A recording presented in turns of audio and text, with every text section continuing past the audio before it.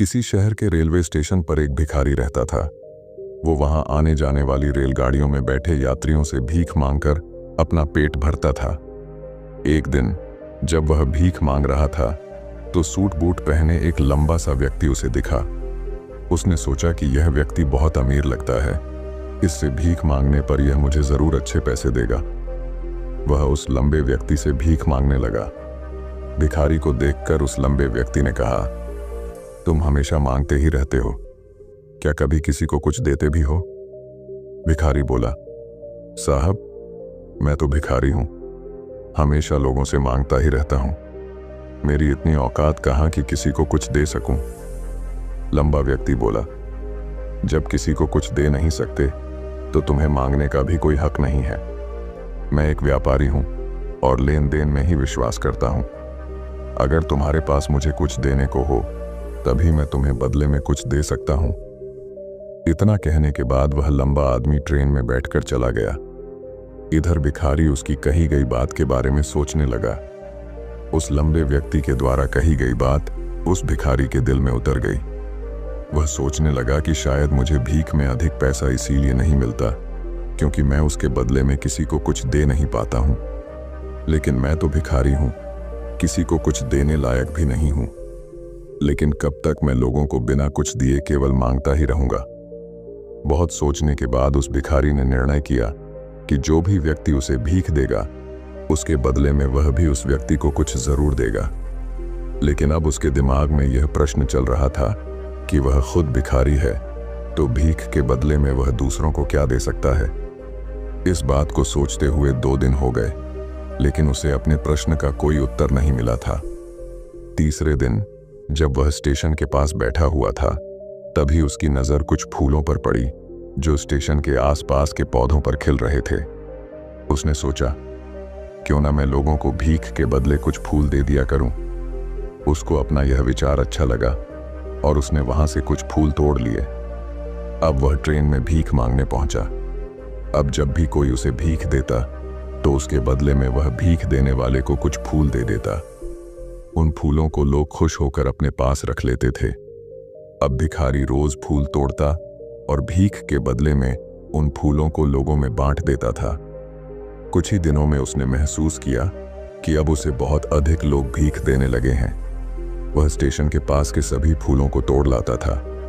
जब तक उसके पास फूल रहते थे तब तक उसे बहुत से लोग भीख देते थे, लेकिन जब फूल बांटते बांटते खत्म हो जाते तो उसे भीख भी नहीं मिलती थी। अब रोज ऐसा ही चलता रहा। एक दिन जब वह भीख मांग रहा था तो उसने देखा कि वही लंबा व्यक्ति ट्रेन में बैठा है जिसकी वजह से उसे भीख के बदले फूल देने की प्रेरणा मिली थी। वह तुरंत उस व्यक्ति के पास पहुंच गया और भीख मांगते हुए बोला, आज मेरे पास आपको देने के लिए कुछ फूल हैं, आप मुझे भीख दीजिए तो बदले में मैं आपको कुछ फूल दूंगा। उस लंबे व्यक्ति ने उसे भीख के रूप में कुछ पैसे दे दिए और भिखारी ने कुछ फूल उसे दे दिए। उस लंबे व्यक्ति को यह बात बहुत पसंद आई। वह बोला, वाह क्या बात है, आज तुम भी मेरी तरह एक व्यापारी बन गए हो। इतना कहकर फूल लेकर वह लंबा व्यक्ति अपने स्टेशन पर उतर गया। लेकिन उस लंबे व्यक्ति द्वारा कही गई बात एक बार फिर से उस भिखारी के दिल में उतर गई। वह बार बार उस लंबे व्यक्ति के द्वारा कही गई बात के बारे में सोचने लगा और बहुत खुश होने लगा। उसकी आंखें अब चमकने लगीं। उसे लगने लगा कि अब उसके हाथ सफलता की वह चाबी लग गई है जिसके द्वारा वह अपने जीवन को बदल सकता है। वह तुरंत ट्रेन से नीचे उतरा और उत्साहित होकर बहुत तेज आवाज में ऊपर आसमान की तरफ देखकर बोला, मैं भिखारी नहीं हूं, मैं तो एक व्यापारी हूं, मैं भी अमीर बन सकता हूं। लोगों ने उसे देखा तो सोचा कि शायद यह भिखारी पागल हो गया है और अगले दिन से वह भिखारी उस स्टेशन पर फिर कभी नहीं दिखा। लेकिन 6 महीने बाद इसी स्टेशन पर 2 व्यक्ति सूट बूट पहने हुए यात्रा कर रहे थे। दोनों ने एक दूसरे को देखा तो उनमें से एक ने दूसरे से हाथ मिलाया और कहा, क्या आपने मुझे पहचाना? दूसरा व्यक्ति बोला, नहीं, क्योंकि मेरे हिसाब से हम लोग पहली बार मिल रहे हैं। पहला व्यक्ति बोला, नहीं, आप याद कीजिए, हम पहली बार नहीं बल्कि तीसरी बार मिल रहे हैं। दूसरा व्यक्ति बोला, मुझे याद नहीं, वैसे हम पहले 2 बार कब मिले थे? अब पहला व्यक्ति मुस्कुराया और बोला, हम पहले भी 2 बार इसी ट्रेन में मिले थे।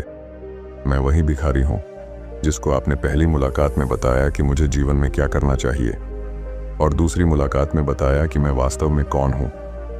दूसरा व्यक्ति मुस्कुराया और अचंभित होते हुए बोला, ओ, याद आया, तुम वही भिखारी हो जिसे मैंने एक बार भीख देने से मना कर दिया था और दूसरी बार मैंने तुमसे कुछ फूल खरीदे थे। लेकिन आज तुम ये सूट बूट में कहाँ जा रहे हो और आजकल क्या कर रहे हो? तब पहला व्यक्ति बोला, हाँ, मैं वही भिखारी हूं, लेकिन आज मैं फूलों का एक बहुत बड़ा व्यापारी हूं और इसी व्यापार के काम से ही दूसरे शहर जा रहा हूं।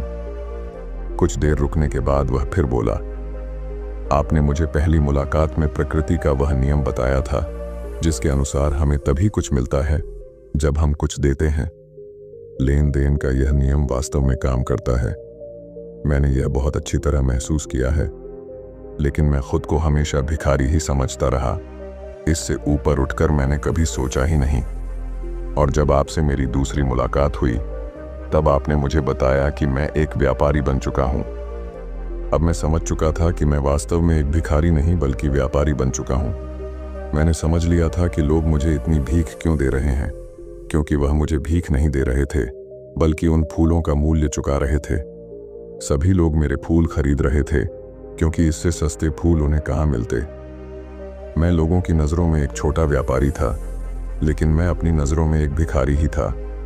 आपके बताने पर मुझे समझ आ गया कि मैं एक छोटा व्यापारी हूँ। मैंने ट्रेन में फूल बांटने से जो पैसे इकट्ठे किए थे उनसे बहुत से फूल खरीदे और फूलों का व्यापारी बन गया। यहाँ के लोगों को फूल बहुत पसंद है और उनकी इसी पसंद ने मुझे आज फूलों का एक बहुत बड़ा व्यापारी बना दिया। दोनों व्यापारी अब खुश थे और स्टेशन आने पर साथ उतरे और अपने अपने व्यापार की बात करते हुए आगे बढ़ गए। दोस्तों, इस कहानी से हमें बहुत कुछ सीखने को मिलता है। कहानी में लंबा व्यापारी गिव एंड टेक के नियम को बहुत अच्छी तरह जानता था। दुनिया के सभी बड़े व्यापारी इसी जीवन के नियम का उपयोग करके सफल हुए हैं। इस फॉर्मूले को उसने भिखारी को भी बताया। भिखारी ने इस प्राकृतिक नियम को अपना लिया और इसका असर उसके जीवन में साफ दिखाई देने लगा।